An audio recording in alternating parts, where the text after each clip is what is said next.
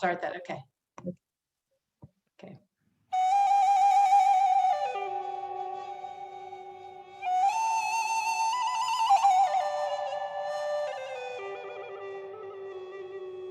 Can you hear the sound?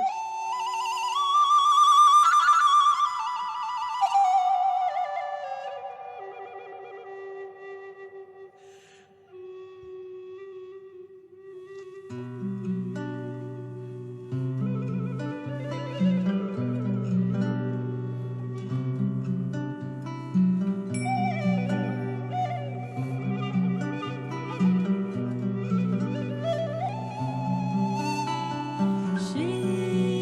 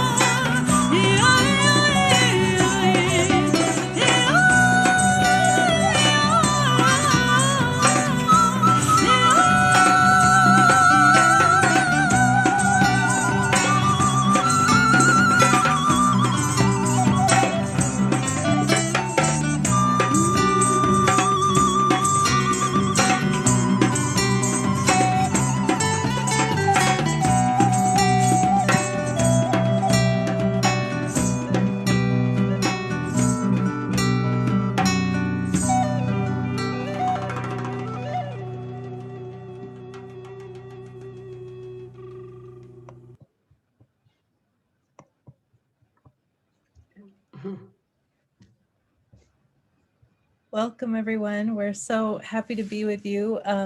My name is Caroline Hotelling, and I'm the director of the Aligned Institute in Irvington, New York. Behind me is the center, where the complex where the center is. Hi, one of our teachers is on the line, I see. We're so pleased to host Rabbi Julie Danan, Hilton Danan. Yes, exactly. We met each other, I think it's been a while. It's been at least a year and a half or longer, and we've been trying to figure out when we might be able to host her teaching. It's COVID threw a bit of a wrench in the works, one might say. We are a institute that's dedicated to offering opportunities for folks to grow personally in multiple dimensions of their lives. And I know I see Cindy, who was also on the line with us last night, which is very nice. And we are also cultivating community, which means that we, in addition to offering teachings both in person and online, we also like to bring together folks at the center in Irvington. So if you're in, distance where you could come, we would love to also have you visit when that's appropriate for you. So without further ado, I'm going to actually let Rabbi Danan introduce herself. Thanks. She'll do a better Got job. the pronunciation right. Okay, it's fine. Okay, I just put in the chat, good evening or good afternoon or whatever it is for you. I just put in the chat a reminder of things that would be nice to have for the rituals this evening and for the program this evening, which was sent out in an email previously. And if you don't have all those things, really don't stress about it. Don't worry about it. You can do it without that. And then I would love for you to introduce yourself in the chat. And I put in some questions. If you can write in there who you are, where you're located on the planet, something we should know about you, and what question or curiosity or desire brought you here this evening or afternoon. And I will say, and also, Caroline, if you can save that chat for me, I will read it later to get to know people better. I know some of the people personally, and some I'm looking forward to getting to know you. Absolutely. So to introduce myself, I'm a rabbi, and I've served congregations in my home state of Texas, as well as in Northern California, and for the past 6 years here in Westchester, New York, not far from the Aligned Center. Although I am planning to relocate to the Philadelphia area next month. I was ordained in the Aleph program, the Jewish Renewal Program, and I also have a PhD in Hebrew Studies and Rabbinic Literature from UT Austin. I've taught in many settings, and in my personal life, I'm married and I am the mom of 5 grown people and grandma of 4 very young people. So why am I teaching this class? Well, they say you should always teach the thing you need to learn. There's certainly something that I feel that I need to learn, right? That I need to do right now is to be conscious and aware and reflective as we make a transition through the period that we've been through, the height of the pandemic, into, I don't know if we could say yet post-pandemic. We're not in the post-pandemic, but as I was saying to Caroline, we're sort of at the end of the beginning. We're certainly in a much better place than we were a year or so ago, especially in the United States. So as you may have heard the saying that a crisis is a terrible thing to waste, or to paraphrase my own rabbi, Rabbi Zalman Schachter Shalomi, an emergency can be the time for emergence. So we've been growing through COVID-19, of course, and we've shared really a universal experience for humankind, but very individual experiences. It has not affected everybody in the same way. And here in New York State, whoever's in New York State could wave, I guess, if you are into New York State. We've just marked 70% of adults immunized, and there's been celebrations. All of a sudden, there were fireworks. There's going to be a ticker tape parade. So that's exciting, but I don't know if everybody feels, celebratory, because we're still suffering from the after effects of this devastating global experience. We've lost 600,000 people plus in our country alone to COVID. And So as I say some of the effects of this pandemic, I'd invite you, if you experience these things, again, any way that you want to participate tonight is totally right for you. If you like to participate, to wave, to talk, to write, that's good. And if you just want to quietly watch and see and not be seen, that's okay too. But although I do love to see you and I love to see your faces. But if you want to just wave, or you can use one of those wonderful little reactions if some of these things resonate with you. So some of us have lost close loved ones in the pandemic. And some have lost friends. Some have lost, associates and friends. Some have lost a business. And some have lost their job. And some have relocated or will be relocating. Some were ill from COVID. And some have lingering health issues from COVID or emotional health issues from COVID. Some have experienced unbearable loneliness. And others were dealing with the opposite, with nonstop togetherness. But most everyone has dealt with some kind of loss, large or small, of events, of expectations, of travel, of togetherness. And many have been overwhelmed with the difficult emotions of anxiety or depression. And at the same time, I'd like to suggest that this pandemic has been, we could say, a spiritual experience. Now, just bear with me. I know some people looked at it, some people truly are, and I see some of them here with us tonight, are very spiritual people who maybe took advantage of this time to meditate and to reflect and to read, but it doesn't have to mean that.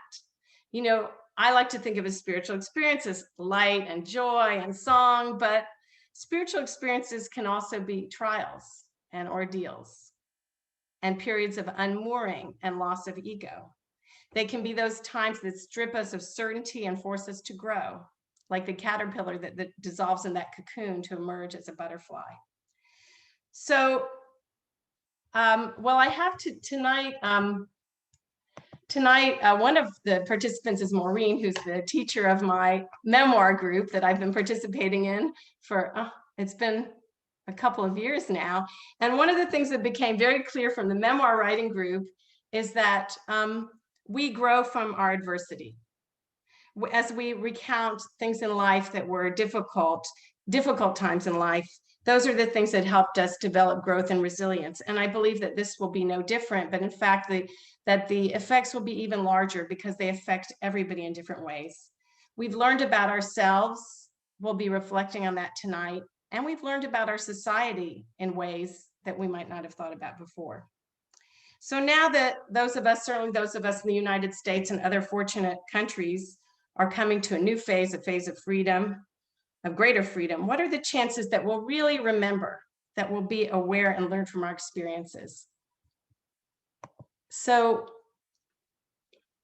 I know that the power in my own tradition, the power of ritual and reflection, helps us to store up. It creates a vessel for us to store the experience so that we do learn from it, so that it wasn't just something passing that we try to forget, that we try to suppress.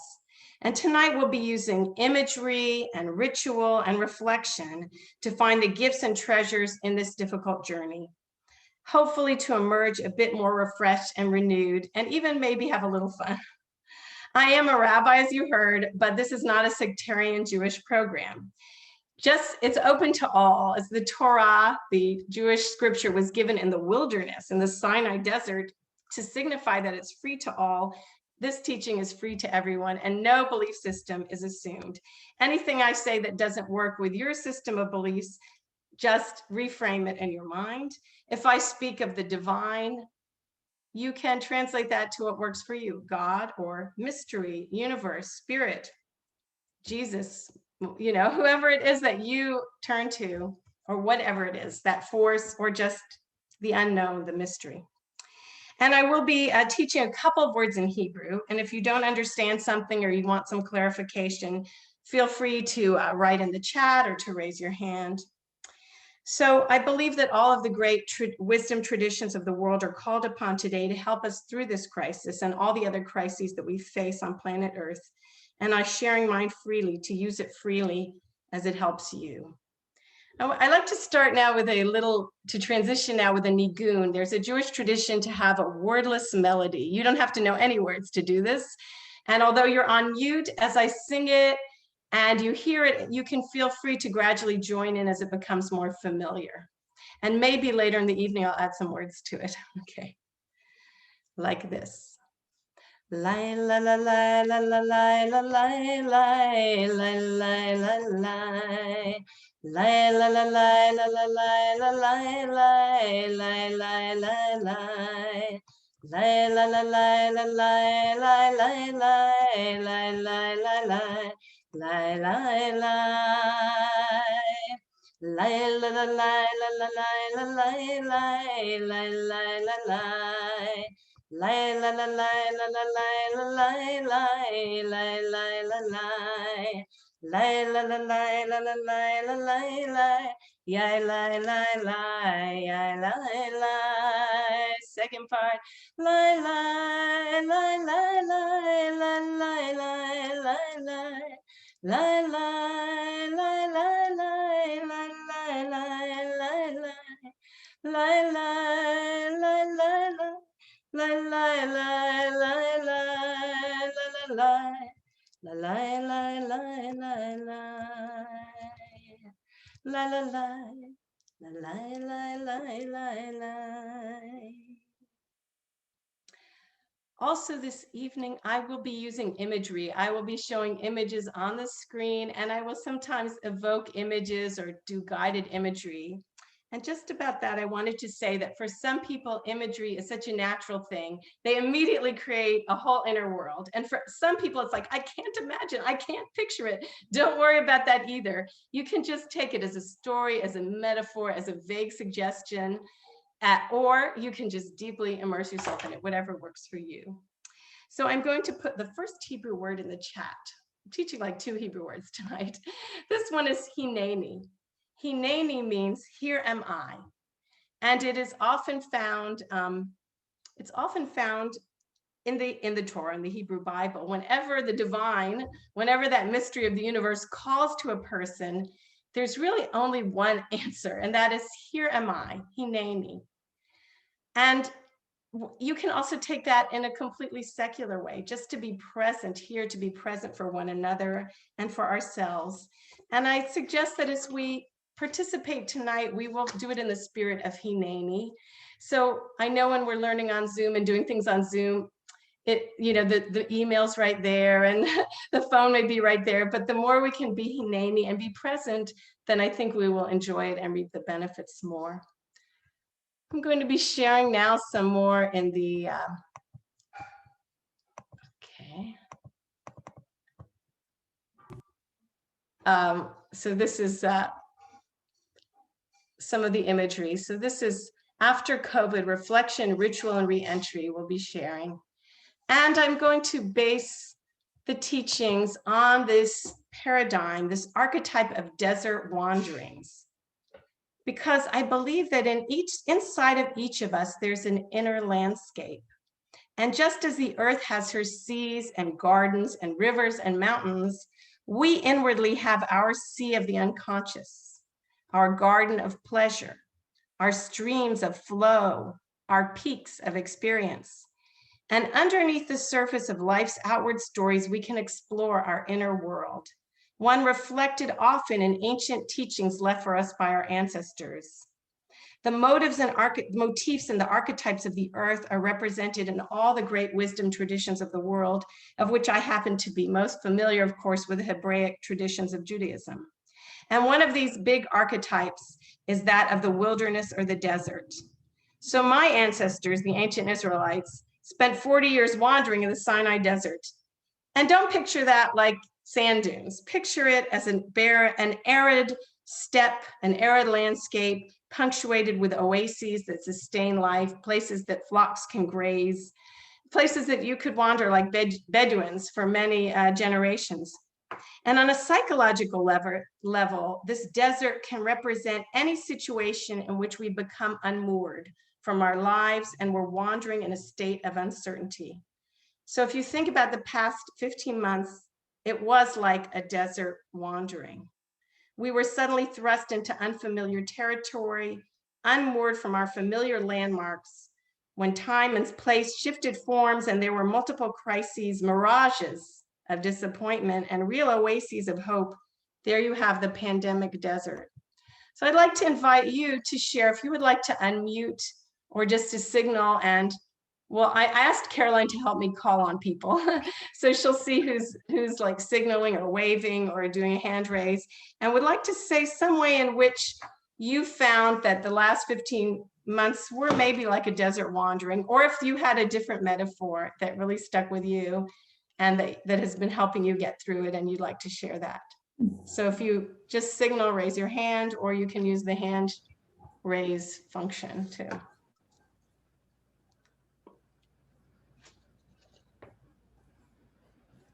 Yep, go ahead, Robin. You'll have to unmute yourself. Yep.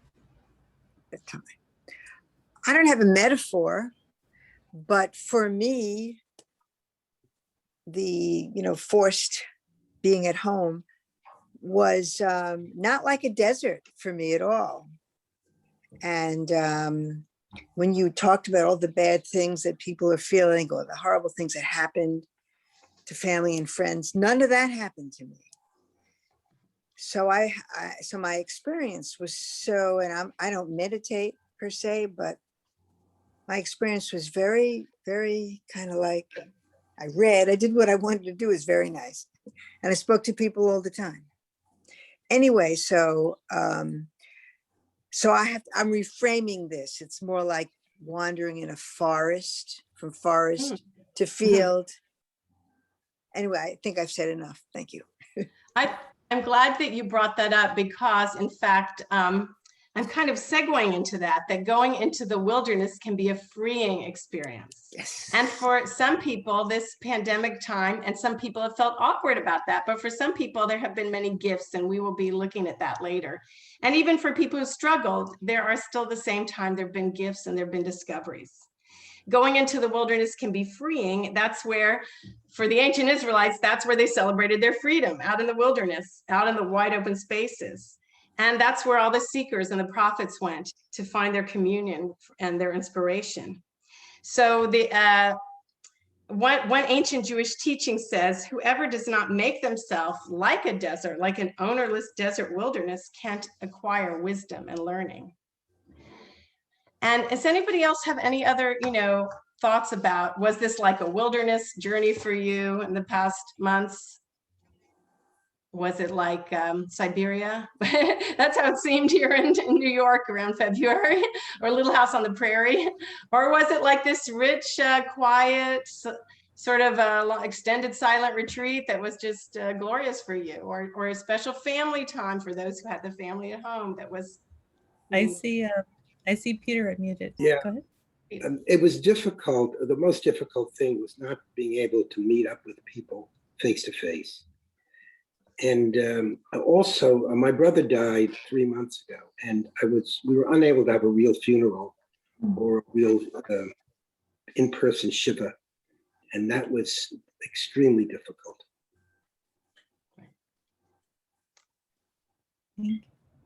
So, and we will also be acknowledging the losses that people have experienced, whether it was a loss directly from COVID, or it was the loss of a loved one for other reasons, and then the loss of the ability to mourn with community the way that you wanted. And of course, I know you, Peter, and I know that you went through that. And as a rabbi, I certainly went through this with people who were so used to a way of life in which, if you're in mourning or you're grieving, people surround you, people come to your home, people bring food, and people couldn't do any of that. So the desert is an ambivalent space. It could be freeing, it could be open, it could be a gift, and it could also be a time of sadness and loss and wanderings, a loss of our familiar landmarks and even our sense of time. And I'd like to invite you to partake now in a little bit of a guided imagery. Again, you can go deep into the imagery, or you can just kind of listen to the words and just reflect, whatever works for you. So if you would like, you can just find yourself situated as you're seated, if you're seated, in a comfortable position, with your spine erect but not stiff. Your head is just directed toward the heavens and your feet are in contact with the earth. And I'd like to invite you to open yourself to the experience of the wide open spaces, the ownerless desert within. If you're comfortable, you can softly close your eyes or you can just let them soft focus. Put aside anything that might be distracting you, whether it's a physical or a mental burden. So I invite you to focus for a moment on your breath.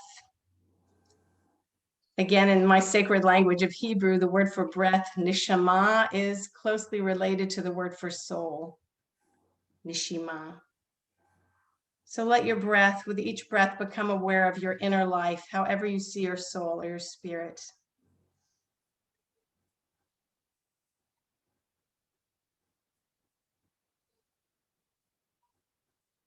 And with each breath in, I invite you to feel an expansiveness growing within you, feeling an open space within you.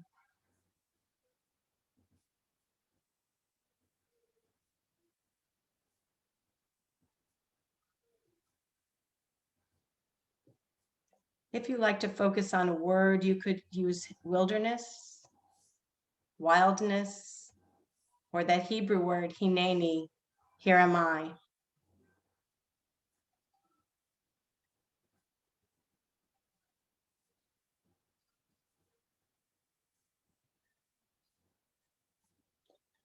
And if you enjoy the imagery, conjure up for yourself a desert wilderness that engages your senses, perhaps an open tent under starry skies.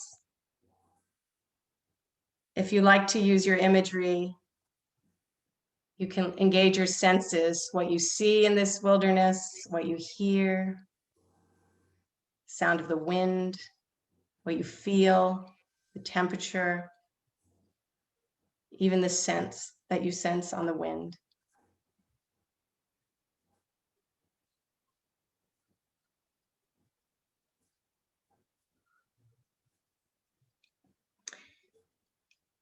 Or you can just let your breath open up some quiet space within.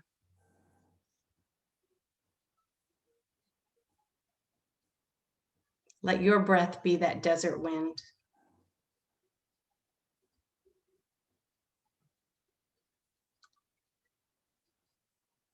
Hineni, here I am in my wilderness.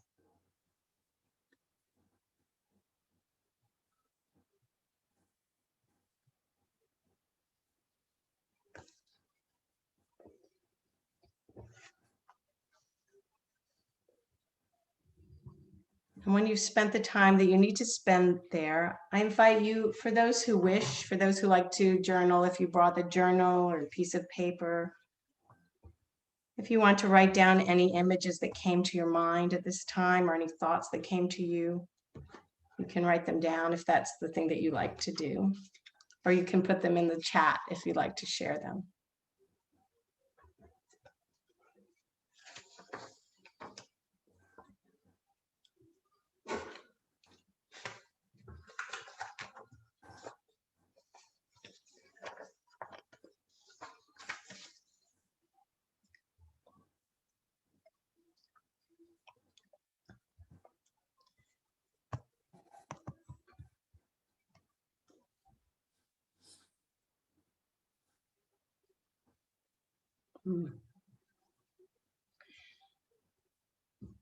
And if you want, for those who want to share anything that you've written down, you can feel free to write it in the chat to share with the rest of us.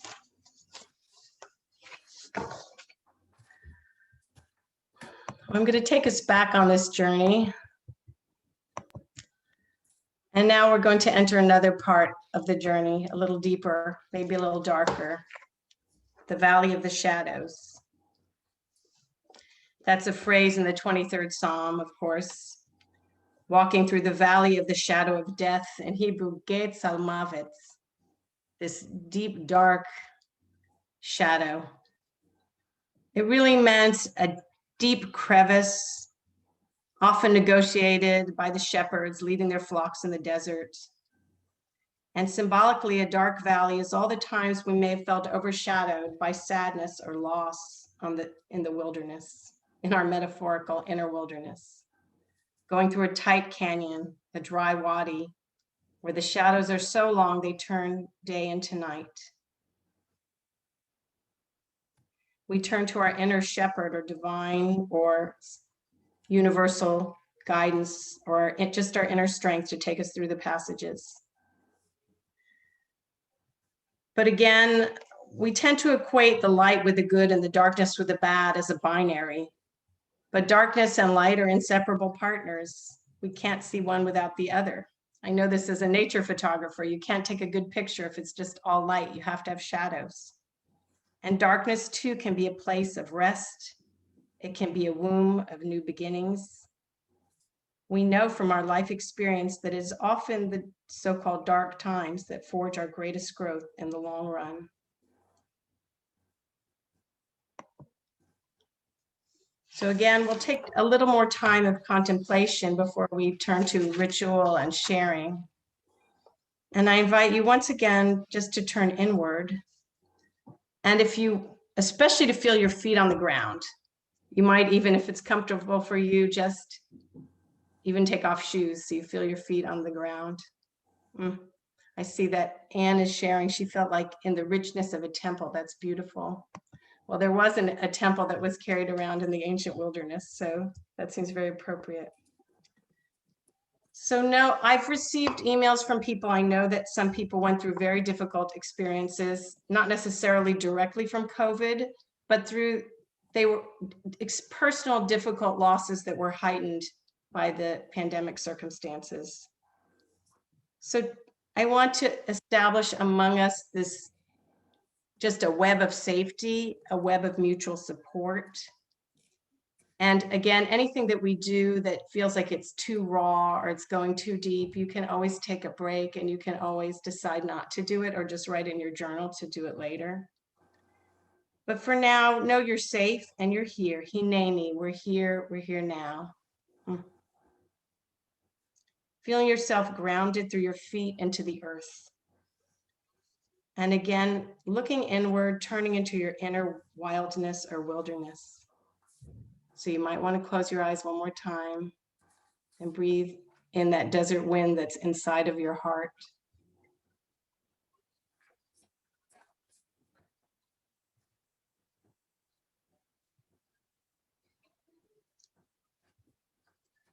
So now if you're comfortable, allow yourself to enter into a valley of shadow, a tight and narrow place that you experienced in the last 15 months.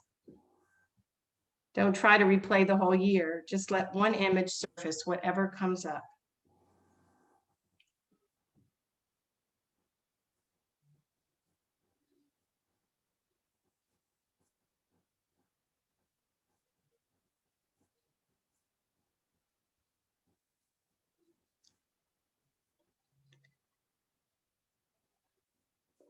If you feel like pushing away the feelings, instead reach out and embrace them like the earth would embrace a seed that's planted in the dark.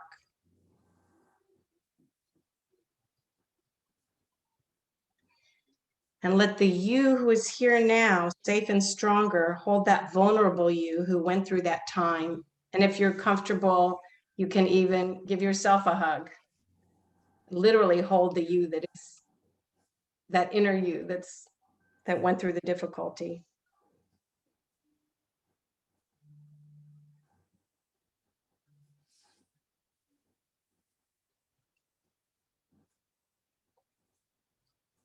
If that pain is very hard in your heart, just experience it like a seed planted in the darkness and cradle it within you to nurture so that eventually in the long, long time, it can grow into something beautiful.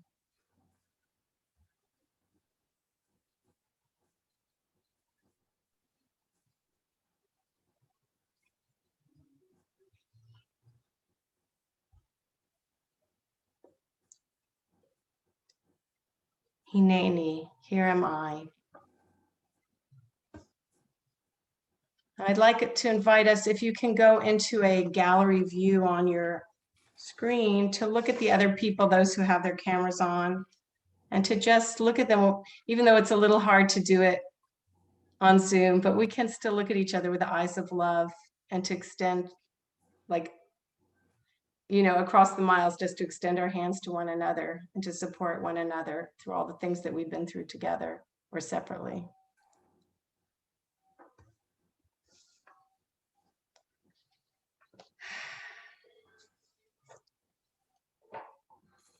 And I'm going to just take a break for that, for another chant, which is a chant of shalom. Shalom is a Hebrew word that I think a lot of people have heard that means peace, but it's not just peace, it's wholeness, completeness. And this is a little melody, just a chant of the word shalom.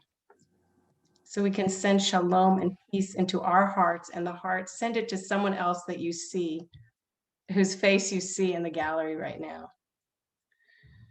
Shalom, shalom, shalom, shalom, shalom, shalom,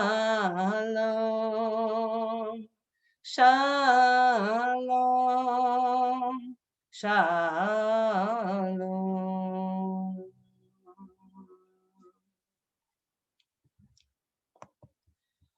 And still traversing these somewhat difficult spaces of this time, we'll bring some light into the darkness, the metaphorical darkness, the inner darkness, by lighting a candle. Because we know the pandemic brought loss of life, 600,000 in the US and millions around the world. But those are just numbers, because each person is a world to those who knew them. And besides those lost to COVID, many of us have suffered other losses, as we noted, losses made worse by the inability to mourn in the customary ways. The Hebrew Bible says that a human soul is like the divine candle. And in many, many traditions, lighting a candle signifies remembrance. So ritual can be a container for experience. And I'm going to invite us if you brought a candle with you tonight, we can light the candles, and we can even take turns lighting them. We will make sure that everyone who wants, I know not everyone will want to, but whoever wants to can commemorate by lighting the candle and saying the person that you're remembering, and just, not a eulogy, but just a few words about them. Or if you prefer just to say, if you don't want to say what your loss is and you don't want to speak it to everyone else, you can just say, I honor in silence, or you can just quietly light the candle. I'm going to start.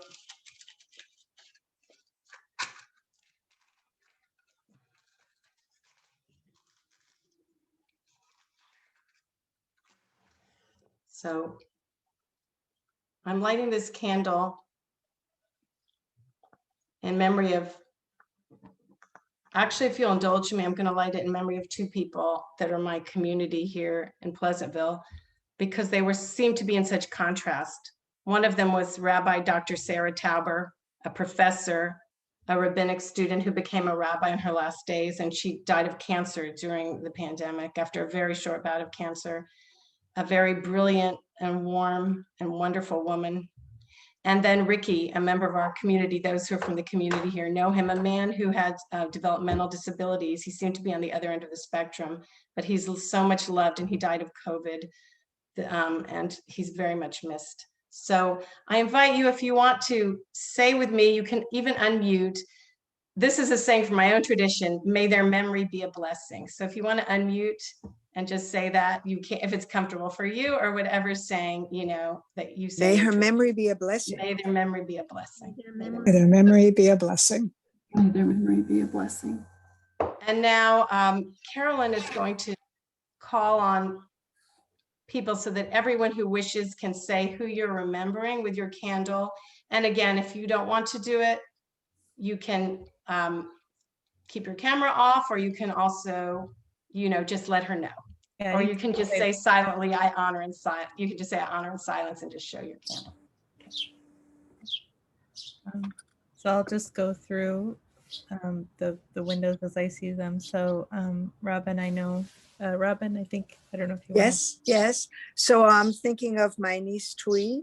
She didn't die. She died before the pandemic. She died of cancer after a short bout. But because her children are orphans, because her husband, my nephew, was killed many years ago, and because of the pandemic. I mean, they're not kids. They're 17 and 19, but we parents know they're kids. I haven't been able to see them. I mean, they're safe, they're living okay, but you know, I haven't been able to see them because of the pandemic. So I'm just kind of trying to figure that out. And then And you can join in saying, may her memory be a blessing. May her memory be a blessing. Thank you. and Carolyn. There are two people whose deaths from COVID really hit me. One was Ricky. Who you mentioned also, who was just such a strong presence. And the other was Lewis, who had been one of my Tai Chi students and became a friend. And it hurt that I didn't know about his death until 2 months later. And for him, you know, his memory is a blessing. It was just a wonderful, wonderful, open, helping, strong and enjoying of life kind of person. And I miss him, even though, you know, for the past over a year, I haven't seen my students. I miss him. May her memory be a May blessing. his May memory, May her memory be a blessing. their memories, Ricky and Lewis. Their memories. Memories. Their memories. Thank you. Cindy. So I lost a lot of the next generation up of relatives, not from COVID, but during the time of COVID. They were a family, you know, they were all in their late 80s, 90s, but there were originally 5 of them, and like 3 of them died within like 3 months of each other. It was just uncanny. And so all the cousins were sitting shiva together, but separately, because everything was on Zoom. And it was, you know, they live all over the country. So the Zoom, it gave us an ability to share that whole thing. But on the other hand, it was very isolating, as you said. So that was a very tough time. But I also lost a friend to COVID, Annabelle Clayton, who was just a joy and a delightful human being. And she was fine 1 minute, and then she just got really, really sick because she had asthma. And she was a beacon of life. She was from Australia, and she was just that kind of person. She was just out there and fun and a good soul. She always thought of everybody else. And so had a multitude of losses in this time. So Thank you. May their memories be. May their memory be a blessing. Be a blessing. Janet, if you'd like to unmute, that's fine. If you want to pass, that's also okay. I'm going to pass. Okay. And Peter? Yeah, my brother Andrew Simcha Abraham, who died of leukemia in early March.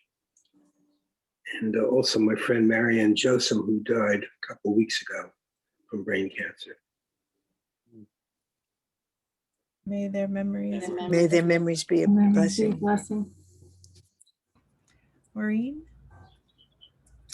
Oh, I want to remember my son, who is still living but estranged. He was for 34 years of his life close to his mom and happy friendship, and then he met a girl who said I could not be in his life or else. And so I've been very confused about my grief and in an existential crisis. I guess that's, so he's a wonderful young man. He's just very confused and young. He's young and he's a good person who loves his mom. But so that's, I'm grieving, and it's been intense, very intense. So, but I have to say I'm very grateful because I don't know anyone directly who has passed of COVID. And I have been in meetings, you know, national meetings on Zoom where people have lost multiple members of their families from COVID, and my heart just ached for them. But my son's name is Jesse, and I would just, you know, like to remember my Jesse. Thank you.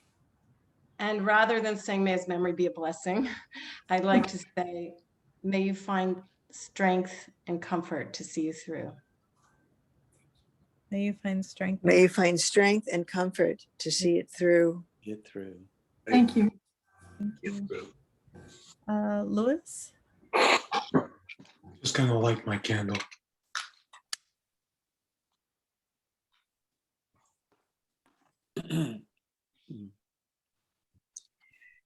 Thank you, Louis. You. Hal? Candle. I'd like to sort of honor a friend of mine who I haven't seen in years in Florida, who I just found out during COVID lost her mother and her brother who lived with her mother. And I've thought about her, and this is a beautiful way, I think, to hold her in my heart. Thank you, everybody. Memory. May the loved one's memories be for a blessing. Bless Thank you. Thank you. Ariana? I'm lighting my candle. I live on Bowen Island, as you may have noticed, and we go to Or Shalom, which is the Jewish Renewal Synagogue in Vancouver. And one of the longtime members, they must have go back certainly before my time, or the Siegel family, and Batami was a real matriarch in the congregation. She passed away this last year, so I'm going to light the candle in memory of her. May her memory be a blessing. Thank you. Thank you.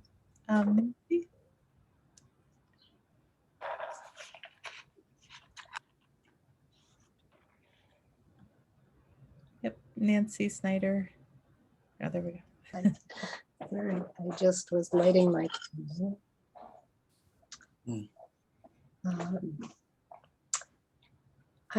I also did not lose anybody to COVID, and part of my work during this time was reconciling my experience of being on this wonderful retreat while so many people were suffering. So I'd like to light my candle in honor of those who had passed or are suffering without someone to light a candle for them. May their memory be a blessing, those who are lost, and may those who need support find their support. Yes. Thank you. Thank you. Sean, Leslie, and Susan, you have your cameras off. If you'd like to unmute or you'd like to turn your camera on, feel free. If not, that's fine. In the meantime, I'll just say I have a dear colleague who lost their husband very suddenly, and this was a couple months ago, but it was, it was someone that unfortunately I'd only met through Zoom. I'd only met her husband in the background in the office as he walked through her office. And so she's in our hearts every day. And so just want to honor it's only after his passing that I heard how incredibly generous and beautiful and kind, and how he was the kind of person who tried to make every moment with everyone precious and joyful. So honoring that quality in him. So Mm. thank May his memory be a blessing. May his memory be a I knew him, blessing. and his May he memory is find a blessing. comfort and support and love that we all sent her tonight. thank you. And for those who do have your cameras and microphones off, if you want to participate, you can turn on the camera or you can write in the chat if you want who you're thinking of, if you don't want to say it out loud. Okay. So thank you. I want to, honor those memories, some of them close and some of them more general, and to send support and to, again, to reach out and support to one another. So I'd like to invite you again to chant with me that word shalom, peace, and to send it to each one of us right into their heart, into the place that really needs to feel the peace and the wholeness. Shalom, shalom, shalom, shalom, shalom,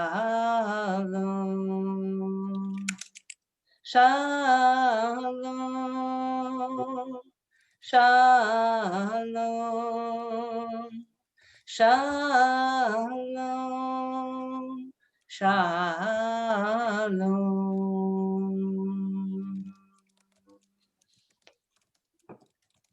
I'm often struck how shalom ends with om, and it's a very universal, those are universal sounds of the ah and the o, right?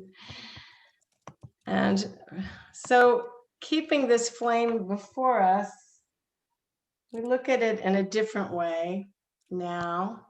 So if you have the candle and you want to look at it, I'll take you to another moment in the wilderness, which classically in the stories of my own tradition is the burning bush. If you've studied a little or read anything in the Bible from the book of Exodus, Moses, well, before he became, Moses, the great leader, Moses, the shepherd, was out there watching his flocks, and he saw a lowly thorn bush that was burning and not consumed. I'm from Texas, and we would have called it a brush fire. But Moses knew it was more than that.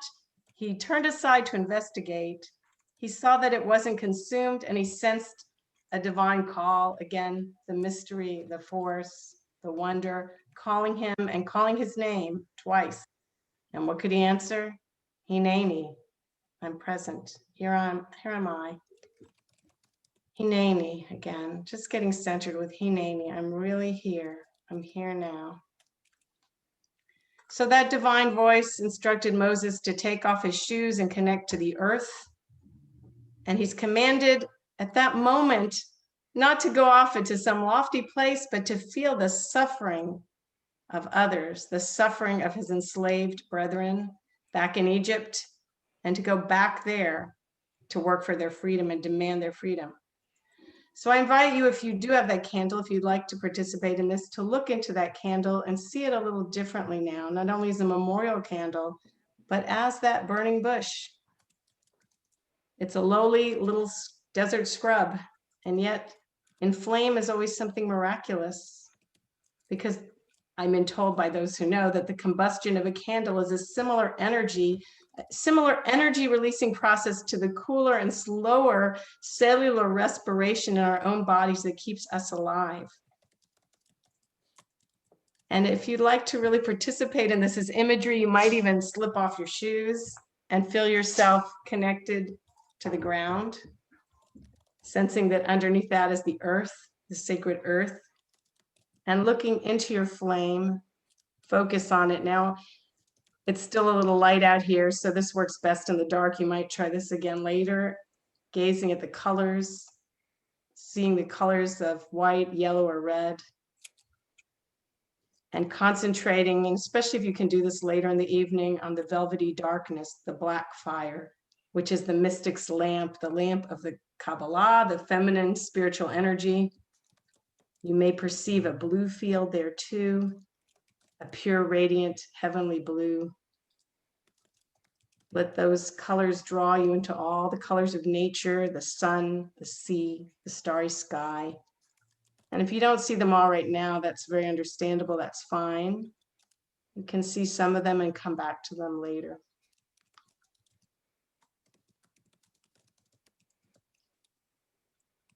But picture this burning bush in the desert, little scrub. And if you'd like, imagine the bush as your own soul. You are the one who is burning but not consumed. You may feel that life is lowly or lonely or thorny, but you can find your own resilience, that you are forged by fire. And as you gaze on this burning bush, so to speak, this little candle, consider any revelations about yourself that you've found in the last 15 months. It might have been for some, wow, I love being alone. I love this quiet. I love this time for reflection, for reading. In fact, life was way too busy. And for others, it may be, wow, I thought I loved solitude, and I only love solitude because I love being with people and I'll never take it for granted again. I want to be with people. Or it could be a realization of a change you need to seek, or a way you want to be engaged, like Moses was, to be engaged with social justice, with freedom, or any values clarified. Are there things now that you know for sure that you only suspected before? Looking into that flame. I let you think about this for a moment.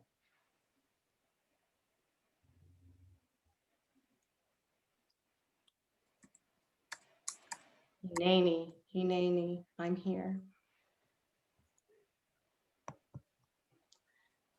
So I'd like to invite you to, for those who are the writers and the scribblers, if you want to scribble in your journal or on a piece of paper or in the chat, something you learned about yourself, or something that came up right now when you were looking into that symbolic little burning bush of your soul. Was there something you realized right now? We'll take a moment to do that.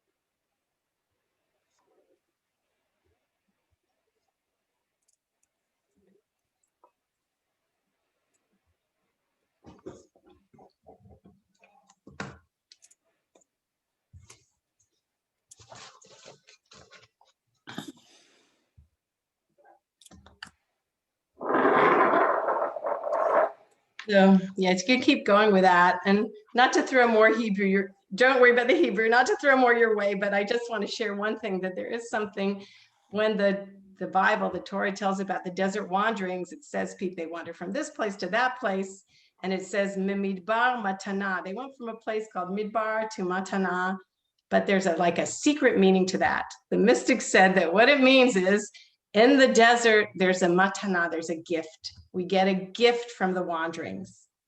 So you might write down, or you might ask yourself, is there a gift that I got? A gift that I found in this time that might have been difficult?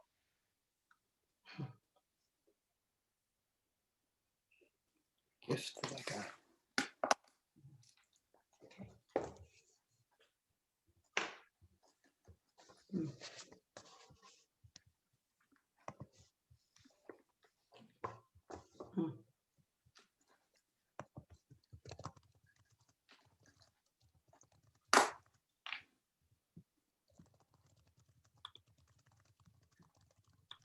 So I had asked if you wanted to bring with you some object that represents for you a gift that you received or something you learned about yourself during this time. And even if you didn't bring an object, don't worry about that. You can do this verbally. What we're going to do is to facilitate breakout rooms. So Caroline is going to make breakout rooms where people can gather in groups of 3, and each person will have like 2 minutes to share about their object. Or if it's not an object, you can just do it verbally. Was there something you learned? Was there something right now that you thought about as you gazed in the bush? Or was there something you learned about yourself that, or you just want to tell them about why you brought that object tonight, what it means to you? Or just some other revelation that you had about yourself in the past year plus. So Caroline will explain how this works, and she'll also explain how to not do it if you don't want to do it. So, and that'll be, I'll let her take over right now and tell you how to do it. Okay. Great. So what I'm going to do is just put you in breakout rooms. So just accept those as they come up on your screen. It's the algorithm decides where you end up. And there'll be groups of 3 as Rabbi said, and you'll each have 2 minutes. And then I'll bring you back in after that. And you're muted, sorry. Yeah. If they don't want to participate in it, what should they do? Oh, sure. If you don't want to participate, just stay and don't accept the invitation. And then I'll know to move people around accordingly.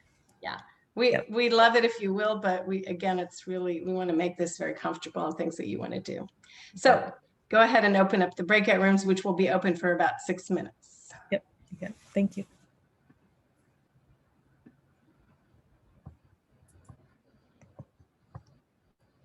And actually, I won't join one. I'll let other people do it. Yeah. Okay. I'll do some reorganizing. Okay.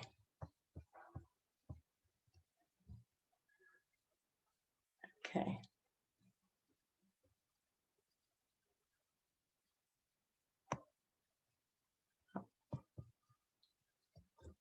Okay, so and anyone who isn't joining room, you could just take a break right now, or and we'll be back in like 5 minutes. So Carol, will you let everyone know when they have like a minute left or something like that? Sure. And Okay. I'm sorry, but can you reiterate the instructions for me just so I can send it out to them? Sorry. Yes, just share the object that if you brought an object that represented something you learned about yourself or some gift that you feel you received during this time, you can share that, or you can just share verbally something that you've learned about yourself or some kind of gift that you received from it. Thank you. Yeah.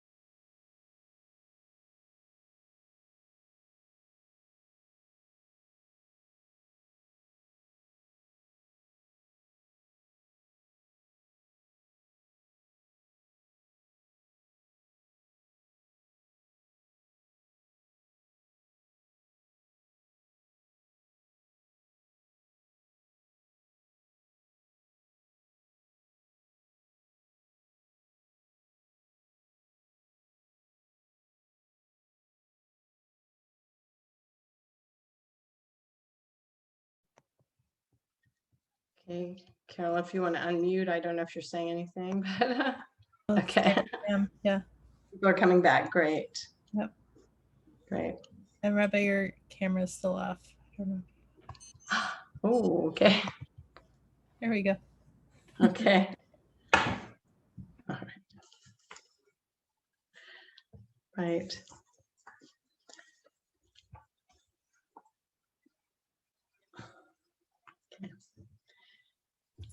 The other folks are having too much fun, apparently. Are there still people out in the breakouts? Yeah. There are a few, yeah. Okay. I'm always a little, when you let people loose, they might just take off for the evening, but you gotta let people do their thing. Okay. There we go. Should be coming Okay, back. people are coming back. So as we're coming back, if anybody wants to write in the chat, like something, again, the gift that you received, or a gift you received, or if a couple of people want to tell us about verbally, because I am hearing some people who felt the time was a gift to them, and maybe even, and I've heard from people that it was a terribly difficult and stressful and anxious time. I mean, for myself, I would say a very difficult time. So I'm always in awe of the people that found it a very soothing or meaningful time, and are even wondering, how am I going to reintegrate? So if anybody wants to just briefly share what the object was, if you want to tell the rest of us, or you can write it down and put it in the chat if you want. Go ahead. Janet. Okay.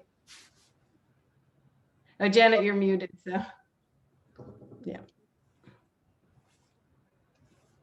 I was just going to say that I thoroughly enjoyed my little chat that I just had with Hal. Good. But his object was a rock that had been painted, which I've seen as I've walked, that people were painting rocks and putting them out as inspiration and things for people to pick up. And I was going to take it as one step further, that in the Jewish tradition, you leave a rock at a cemetery because it's a lasting thing.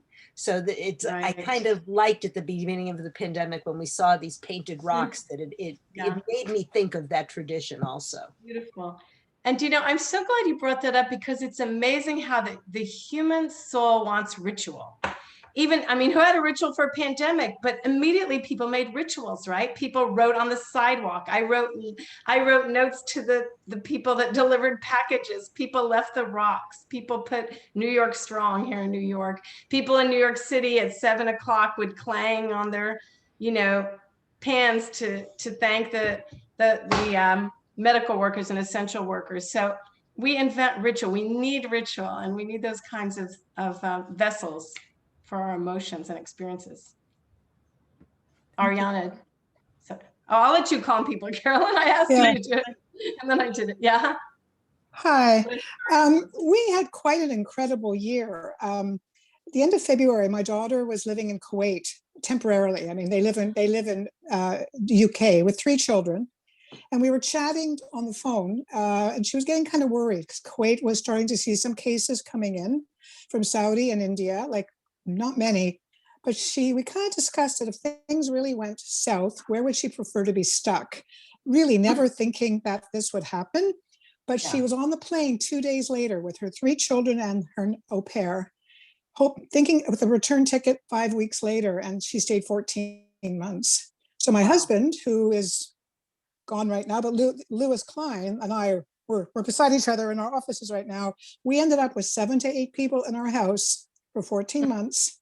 So the negative side was cooking, cleaning, the providers. We were kind of the staff, because my daughter works full time as a lawyer. But we had these 3 grandchildren who we would never, ever have gotten to know in the way we got to know them.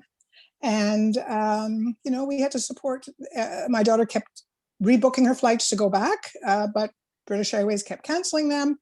Her husband was finally able to come in August, but it's a 2-week quarantine. She had to quarantine for 2 weeks. We had a suite. He was in the suite. We pretended he was still in Kuwait. The kids didn't know he was here.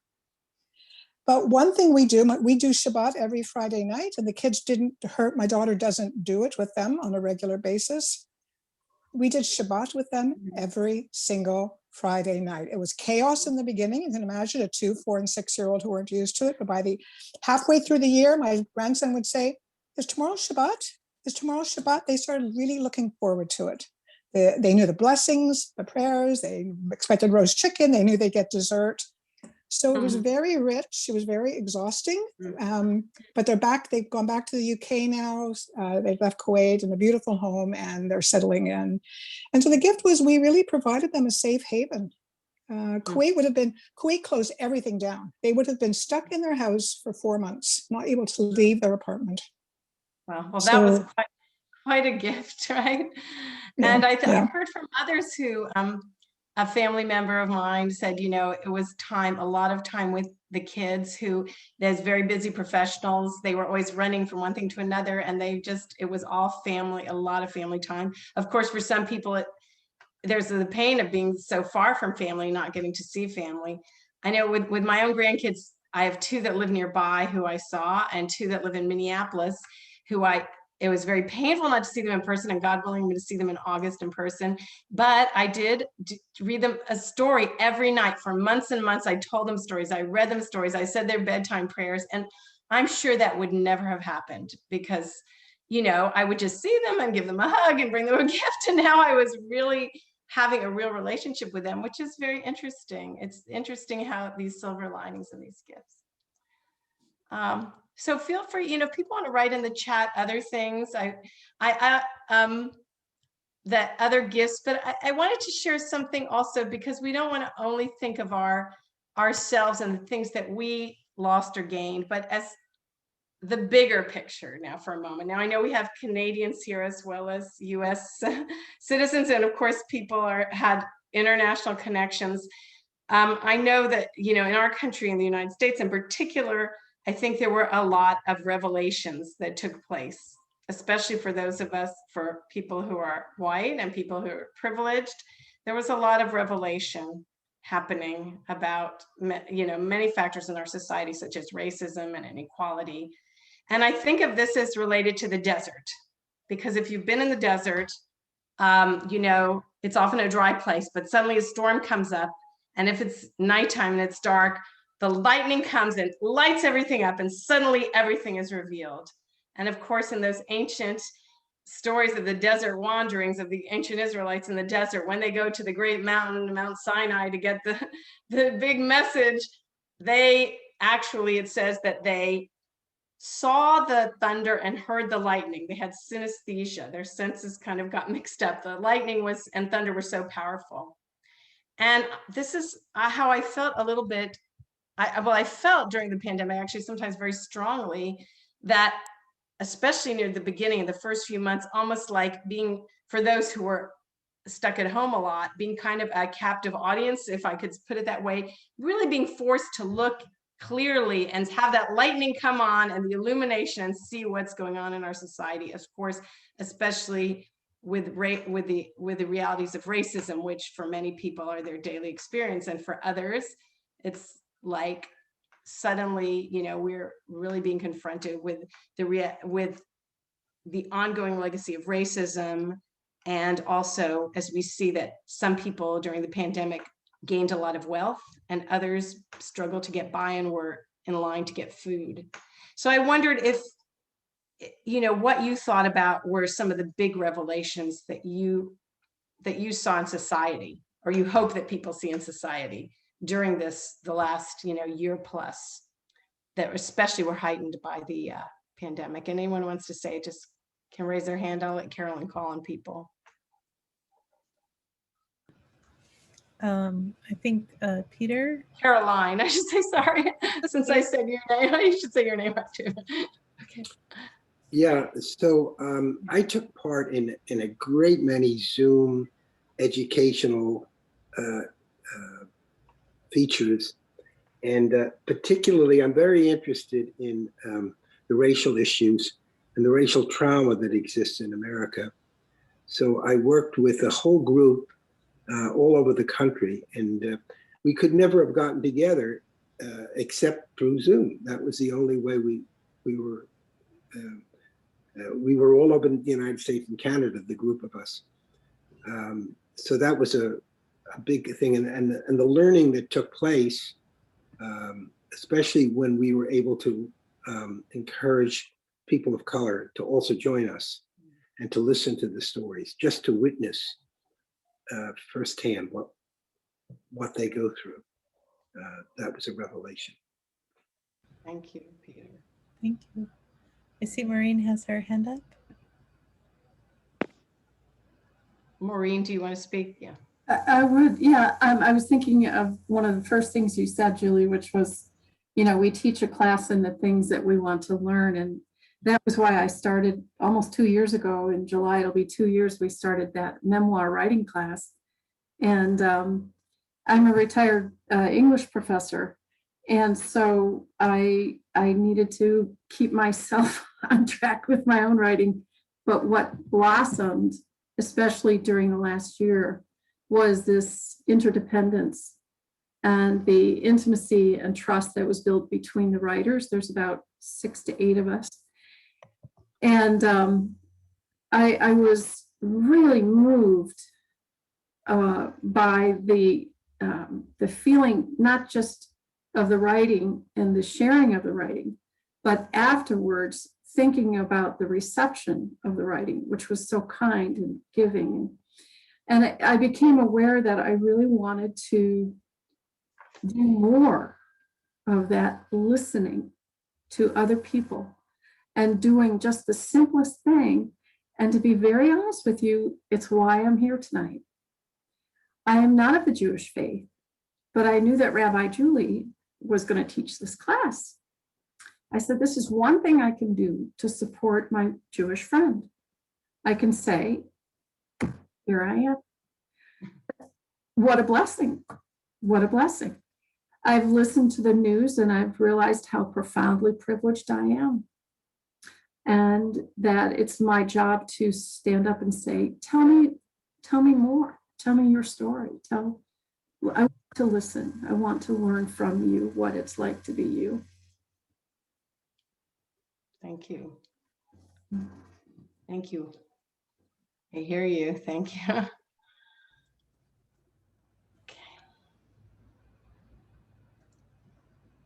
So I invite you, if you have that journal, if you're the journaling type again, or you're just writing notes, perhaps to write down something that you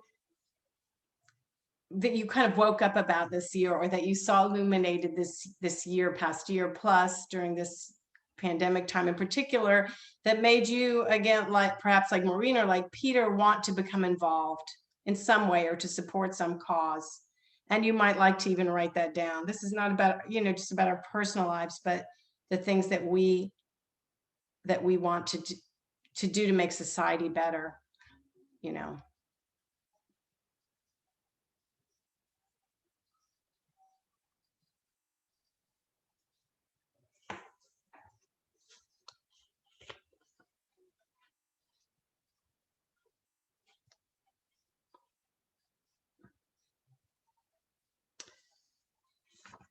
And feel free to put them in the chat, if you'd like, or if you thought of something else you want to share, to do that.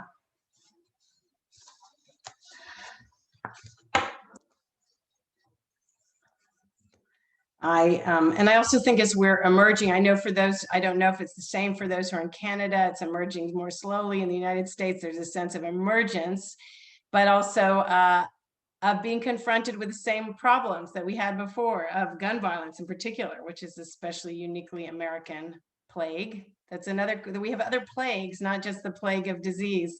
We have plagues of violence, we have plagues of racism, anti-Semitism, and other ailments, and inequality in particular. When we saw who was really essential and who was really rewarded, those are very, important issues that have come up during this pandemic. And of course, our environmental issues that seem to be a little bit alleviated. At the beginning of the pandemic, there was like a silver lining, the wildlife are coming out, the skies are getting cleaner, there's less industrial pollution, and now it's coming back. And it's just so easy. What I know is that without reflection or ritual or acknowledgement, it can be very easy to just have experiences, have revelations, have demonstrations, and then go back to our ordinary way of life. And not everyone is going to take the time to reflect, but if we can do, the more of us that can do it, the better. So now I want to take a little break to share a personal experience with you, again from my Beautiful slideshow here. I love making slides. What can I say? So these are a couple of pictures I took. As some people know, I'm a nature photographer, and in the end, I'll share you where you can find my photography. But February, boy, that was like, I would say the toughest month here in New York for me. It was like, I felt like I was in the little house on the prairie because of course, when the weather was fine, we could go out, and even into the fall, we were outside, even into December. But as we got into the depths of winter, we really were more and more isolated. And I just felt it really closed in on me, and it kept snowing. The year before, it hardly snowed, but it snowed and it snowed and it snowed, and then it snowed again. And at first it was fun. And then it was like, where's the end of this? Also, and it's when here the vaccinations were starting to happen, but I had no idea when I'm going to get one, or, you know, when the rest of us would get one. So I remember that one day true story, the place that I found my sanctuary and my relief was at Rockefeller State Park Preserve, a wonderful state park and a nature preserve about 3 miles from my home. And I've been going there almost daily or many times a week during this pandemic. And so have thousands of other people. It became very, very popular all overnight.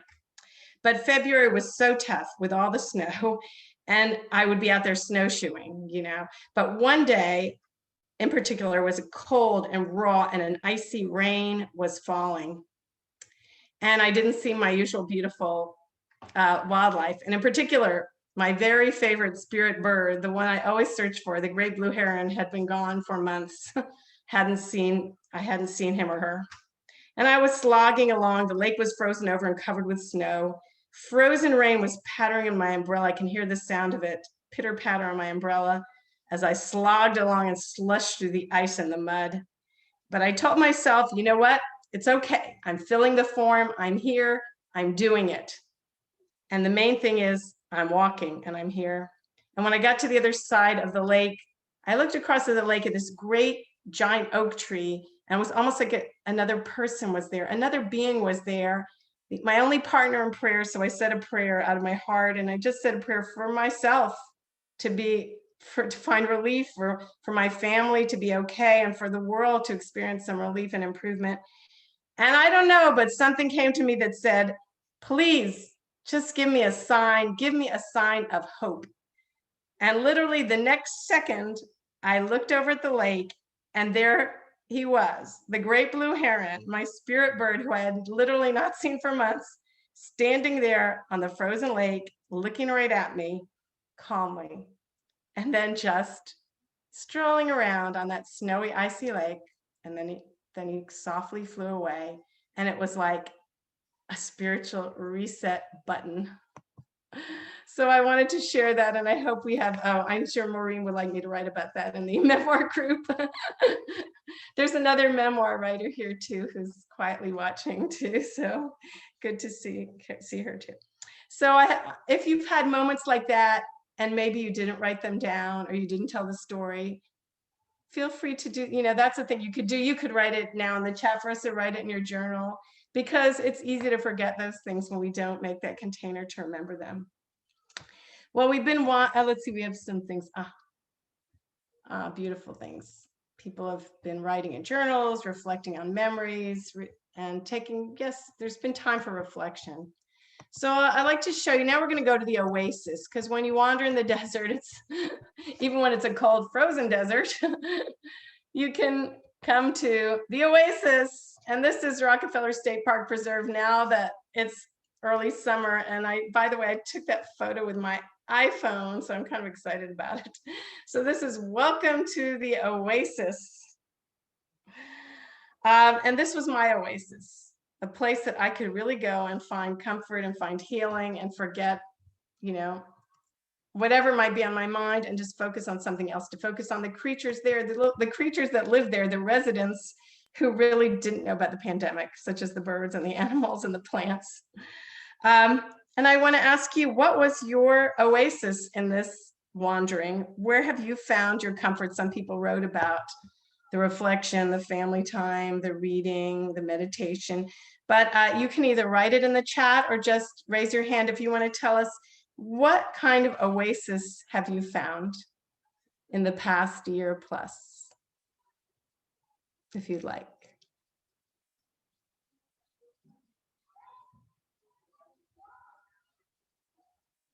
Definitely the Hudson River waterfront. Yeah, the river. I also was along the Hudson River a lot. Another part of that same park is right by the Hudson River, and I went there many times too. We're really blessed to have that. Anybody else? Does anyone have a place that was an oasis, or a person who was an oasis, or a practice? Nancy, do you want to?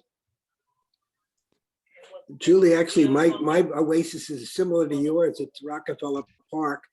I have a dog. I adopted a husky about 1.5 years ago, and huskies need a lot of exercise. So my oasis has been the dog park and the along the river, because he has to go out several times a day. Sorry, that is wonderful. And pets can be the companions and take us to the oasis. And Nancy also wanted to say something. Thank you for reading, Nancy. Yes. Yeah, sure. I live on almost 8 acres where I have a view out my deck that's just my garden and the big fir trees beyond it. And I also have a place that I usually go to do my morning blessings that has, I can look around me in 360 degrees and see these large trees everywhere. And I have lived in the same place for a very long time. So although I have been, that's been my refuge since before the pandemic, it felt like all of a sudden I had this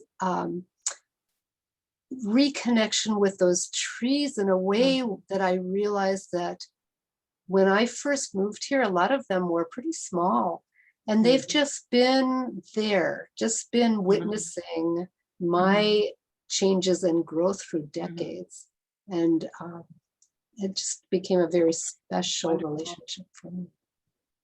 That's wonderful. I think, and that the quieting around is the quieting of distraction, which Caroline also mentioned, can heighten our awareness of these settings and these places and these relationships with the natural world.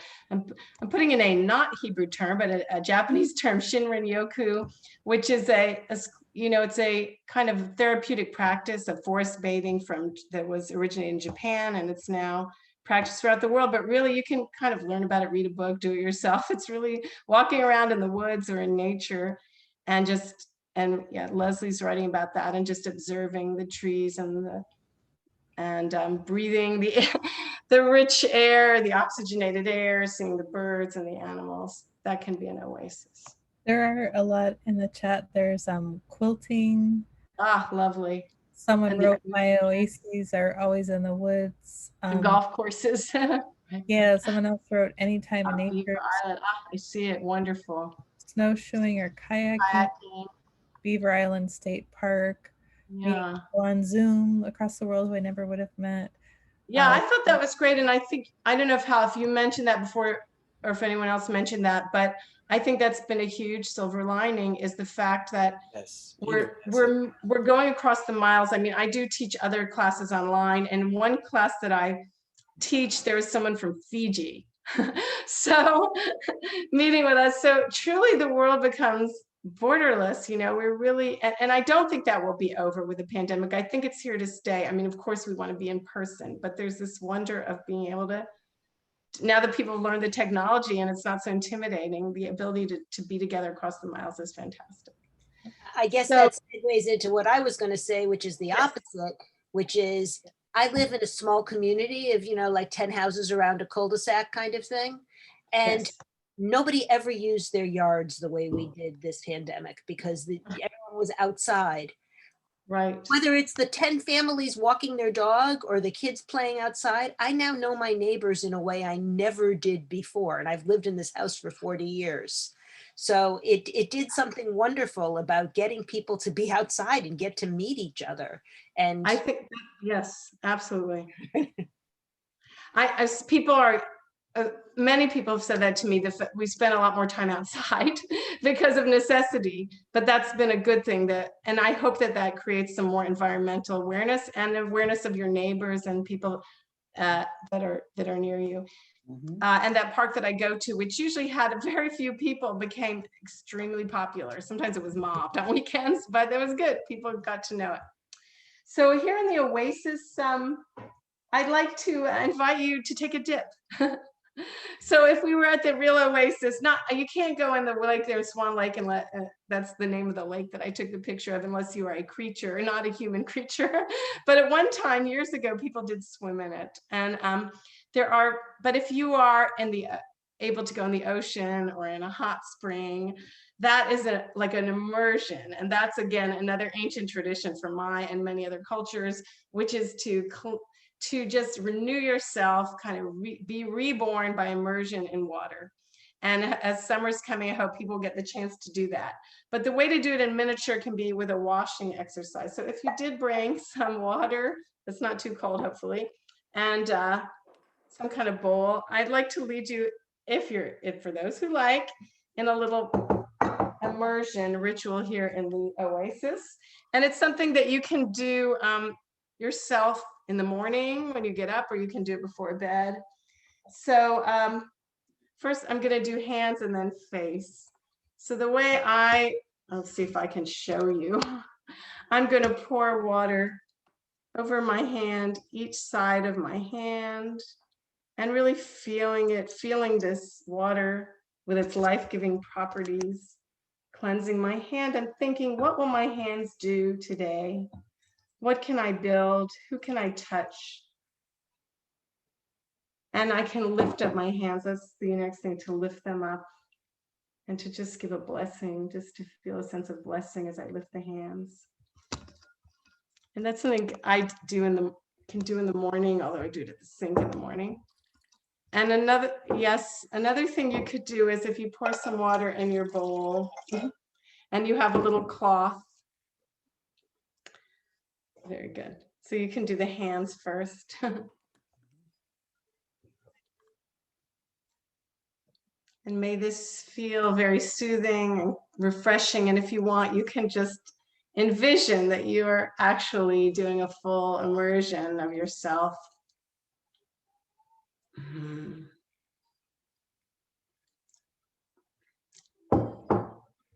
For those who live near here, the place that I often go to immerse in the waters in Mahopac, in Long Pond in Mahopac, with that silky smooth water of the lake, and to just do kind of an immersion there. And if other people have places that you like to immerse in water, you can say it, or you can write it in the chat if you like. And secondly, I'm going to take some water, I'm going to put it on my cloth, and I'm going to wet it just a little bit, and I'm going to cleanse the 7 gateways of perception: 2 eyes, 2 ears, 2 nostrils, and my mouth. So may I see, as I gently cleanse my eyes, I say, may I see lovingly, may I see truthfully, may I see things I've learned at this time that are out in the world, and not look away, but to care. May I hear the testimony of others, the stories that people tell me. May I really pause and listen today. And may I, as I just cleansing my nostrils, it symbolizes in Hebrew tradition patience. May I take a deep breath. May I be of patience and long breath, and be present and relaxed and patient.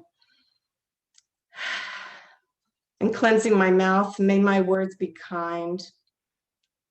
May they be soft, may they be loving, so I can share with it caringly.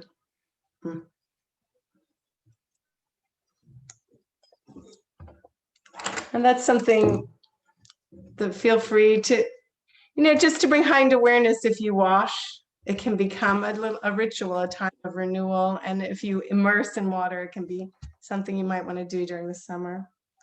I'd like to conclude the part of the visit to the Oasis with a chant of that word, shalom. Shalom, shalom, shalom, shalom.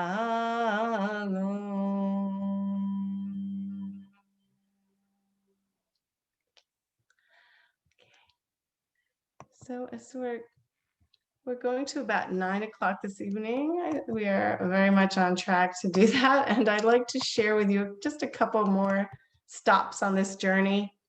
After we're leaving the oasis here, we're considering transformation and change. So I'll share at the end of this session tonight articles that were in the different publications that several psychologists and philosophers have said something like the pandemic can really be a framework for a fresh start. Of course, you could make a fresh start anytime, but when things get very unraveled, when you're out in this, when time kind of changes its meaning, when the familiar landmarks and routines aren't there, we see that as this is like a new beginning, as a station in time, and it's really ripe for making a fresh start. And in fact, the Wall Street Journal and CNN and CBS News have reported that there's been an unprecedented number of people quitting their jobs, moving places, or retiring early because people had, just for different reasons, but also because people want to make a fresh start.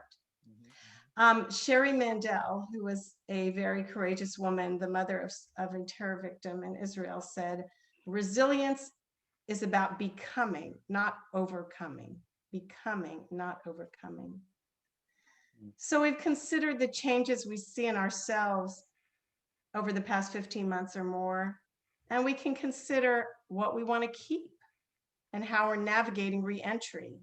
Some people who participated tonight expressed concern about reentry and what that's going to be like. So one of the recommendations of psychologists is that we really write down what are we happy to leave behind from this time? What do we want to keep from this time? What do we want to remember, restore? And I'd like to invite you right now, if you have that journal or that piece of paper, to kind of write yourself a little note or even a little letter briefly, just a little note, what I'd like myself to remember, how I think I've changed, or something about how I'm re-entering right now. I'll just take a little time to do that. You can even just say like, "Dear me," right? Dear self, what I want to remember.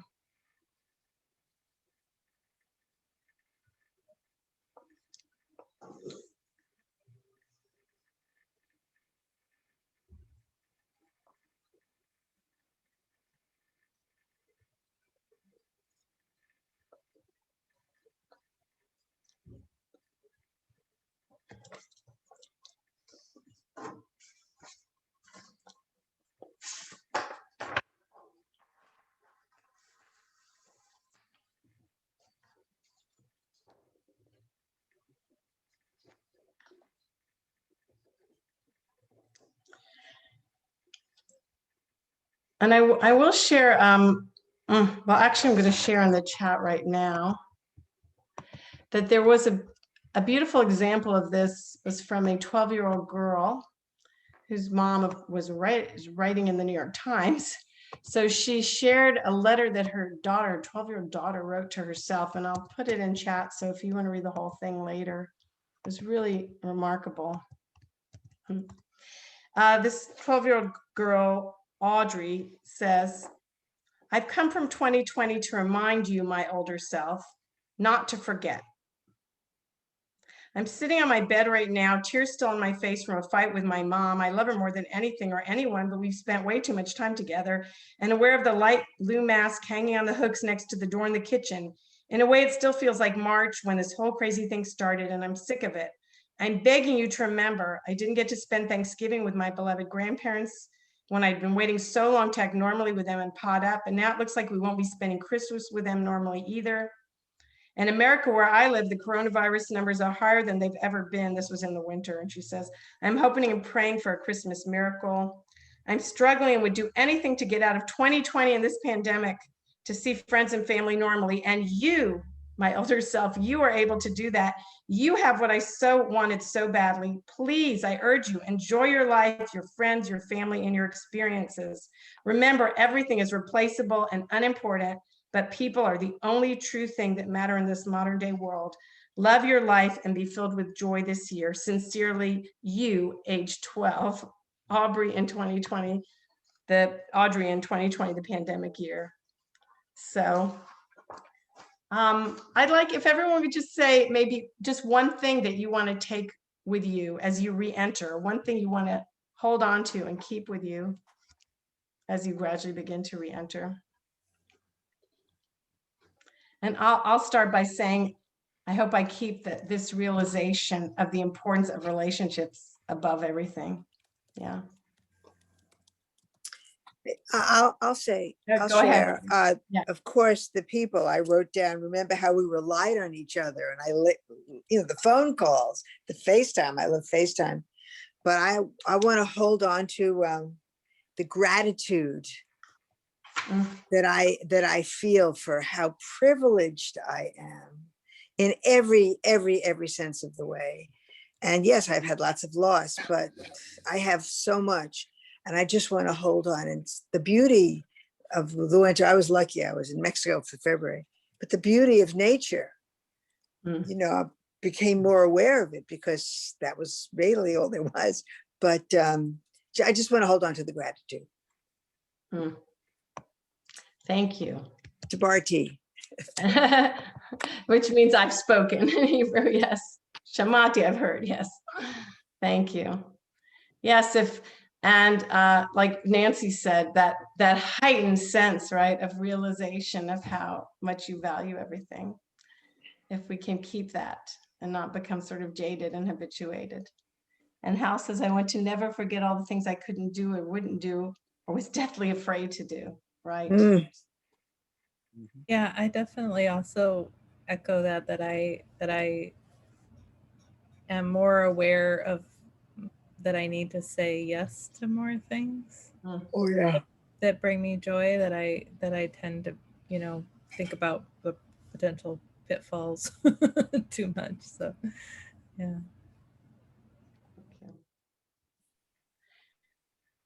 And maybe that sense of just life's uncertainty and that we need carpe diem, right?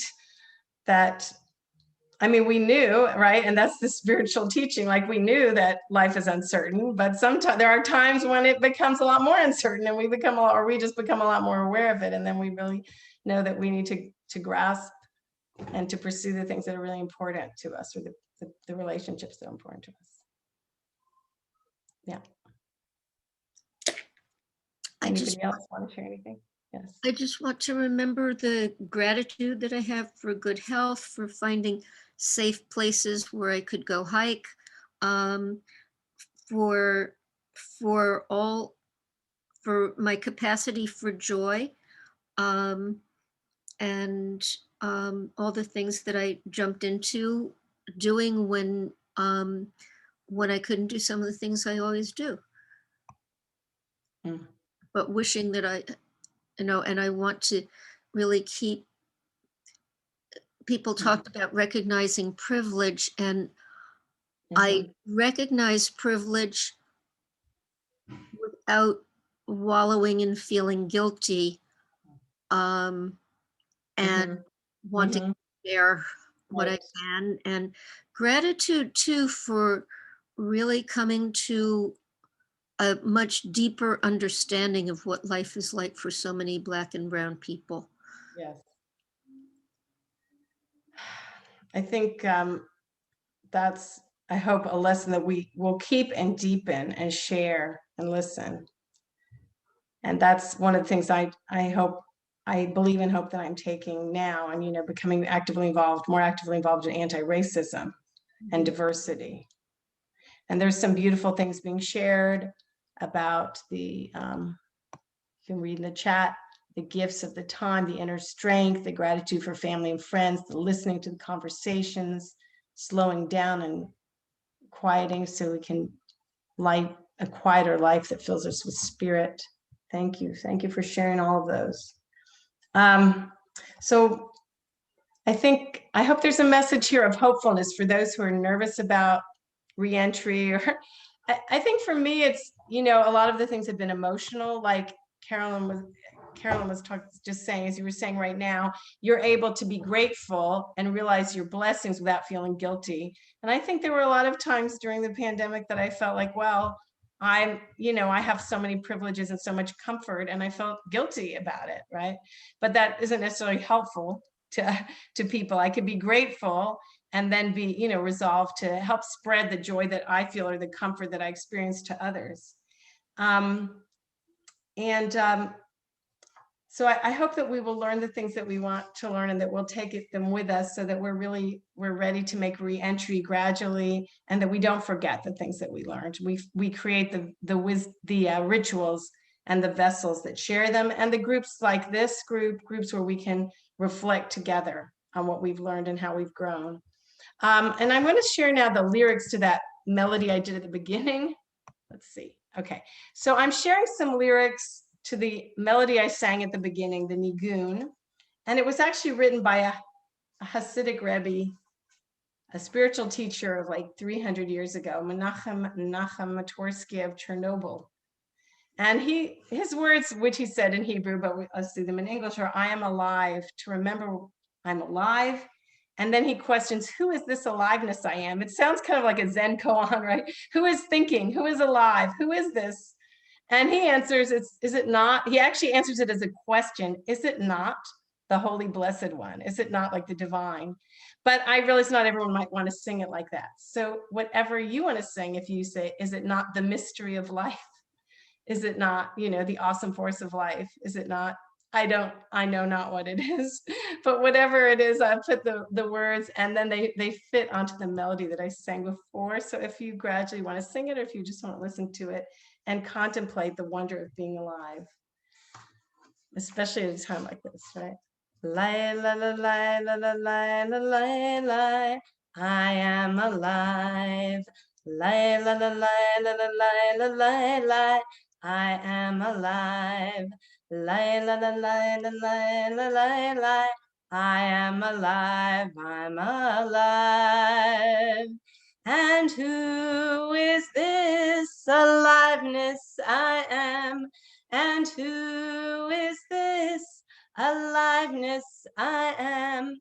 And who is this aliveness I am? Is it not the Holy Blessed One? Is it not the mystery of life? And just yay, yay, da da da da da da da, yay, da da da, yay, da da da da da da da da, yay, da da da, yay, da da da da da da da da, yay, da da da, yay, da da. And who is this aliveness I am? And who is this aliveness I am? And who is this aliveness I am? Is it not the mystery of life? Is it not the Holy Blessed One?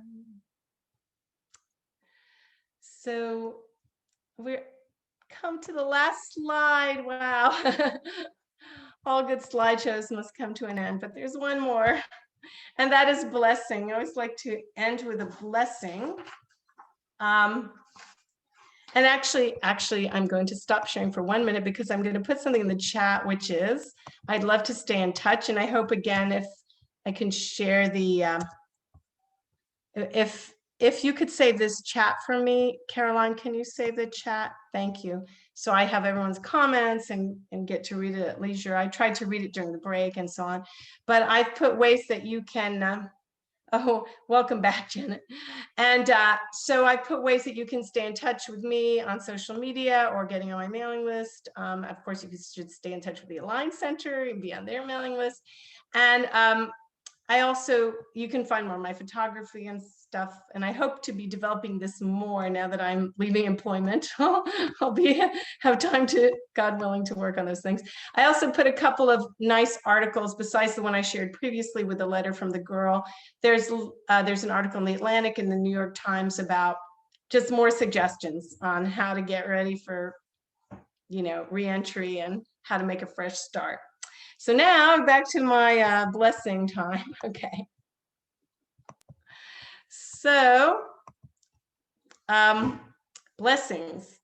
Blessings can be powerful gifts, and blessings are part of, sorry, excuse me, blessings are part, of my own tradition. And I think it's a tradition that could be adopted by anyone, because if you're of a spiritual nature, you could say, well, when I give a blessing, I'm opening myself up to all this abundance of the universe and channeling it to somebody just the way they need it. But it can also be humanistic. A blessing can just be a good word, a beautiful, kind glance at somebody can be a blessing. If you think about it, there are kids that were raised with blessings, always being told you're worthy, you're wonderful, you're loved, and they grew up being blessed. And unfortunately, there are people who grew up being cursed. So the world, my Rabbi Zalman Schachter Shlomi, Reb Zalman, often said, we're an under-blessed society. We need a lot more blessings. There's too much going around, like, sort of inwardly cursing when it's time for blessing. And so I'd like to us to be able to offer blessing for one another. And I thought we might have time to do that in breakout rooms, which we don't. So I'd like for people to write in the chat a blessing you need, like a general kind of blessing we need, right? Exactly. We are an under-blessed society, exactly. So if you write in the chat just a kind of blessing that you would like for yourself, just in one word or a phrase.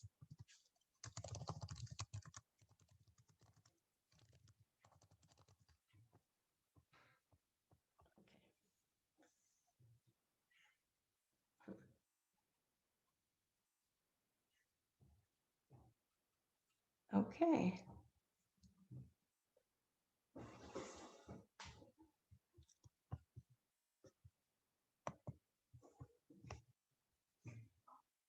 Okay. And then if we can also, if you would like to put in a blessing that you would like for the world, that you'd like to share with the world in a word,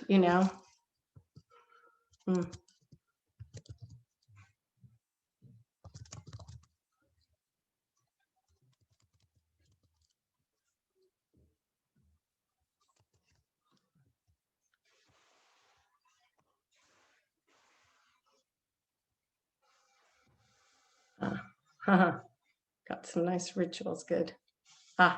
Okay. So now, so before we go, I'd like to invite us to look at this list and sort of extend, if you want to open your hands, if you go in gallery view and extend your hands. So we're kind of holding hands across the, sort of across the squares here to one another. And we will say, we'll extend a blessing. And let's see if I can get it through this chat. I'm going to open up the chat so I can see it better. And we will say, and you can say, may we be blessed. And let's just open it up and kind of give, unmute yourself, even if it's a cacophony of voices, right? And let's read some of these blessings or say this blessing to one another. I want to bless all of you here. Please unmute and just read some of the things or give them. I want to bless all of you here with faith. I want to bless the Forgiveness, Children, courage, unity, peace, tolerance, empathy, love, seeing the beauty, divine in every love and face, end of empathy for the hate, wisdom, world, love, peace, power of kindness, peace, and understanding, understanding, health, love, well-being, beauty love, and wisdom, wisdom, health, and forgiveness, well-being. understanding, an end to tolerance. hate and Blessing a to heart know that we're blessings of all in to the know that faith, we are one, heart of blessing the peace, world with beauty and kindness and transcendence, understanding, health and unity, wisdom peace, and love, forgiveness and courage tolerance, to act and move. and seeing the Bless divine in all. every face. And Faith if you and are so moved, you can say confidence. amen or just I affirm. Thank you. Amen. I affirm Amen. it. Amen. Amen. Amen. Blessing out there to the world. And I like a little bit more of the melody. Lay, la, la, la, la, la, la, la, la, I am alive. Lay, la, la, la, la, la, la, la, la, la, la, la, la. Lay, la, la, la, la, la, la, la, la, la, la, la, la, I'm alive. La, la, la, la, la, la, la, la, la, la. La la la la la la la la la la la la la la la la la la la la La la la la la la la la. La la la la la la la la. I truly want to bless all of you here to be present with the beautiful things, to be present with difficult things, to be present for yourself and for one another, to find that inner core of peace and wholeness, of shalom, and to just always be grateful for the things we learn to be grateful for at times of difficulty, for life and the mystery that is always there inside of us and between us. And thank you so much for coming out this evening. I hope we'll keep in touch and meet again. Thank Thank you. you so much. Thank you so much. Bye, Julie. Thank you. Thank you for Thanks being everyone for coming. Thank you, Julie. I'll see you in class next month. here. Yeah, I want to get Lucky back you. right from my hiatus. Well, Oh, that's right. I forgot. I'm moving and all that. I'll Okay, see great. you Hey, tomorrow night and welcome to say Saturday. hi. I'm all that. Thank you. Oh, wonderful. I have somebody who's going to be my student at Vancouver School of Theology. All right, that's exciting. Oh, good. Got to get ready for that. Like 1 week before I move, literally the week before I move. I'm excited now. Did you come to the conference? Were you at the conference, Ariane? Oh, that was great. Okay. I took your Oh, great. session. That was so Yeah, fun. really enjoyed it. Thank you. Yeah, I'm teaching in Vancouver on Zoom, Caroline. Thanks. Great to meet you, Louis. Good to meet you. Good to see you, Caroline. Bye, Julie. Good Bye-bye. Bye, hiking everyone. partner is best. Good Thank Okay. you. And I'm Okay, grateful good to evening, have guys. been Thank at you, Caroline. I liked it. Thank you so much. Thank you. Bye. Bye.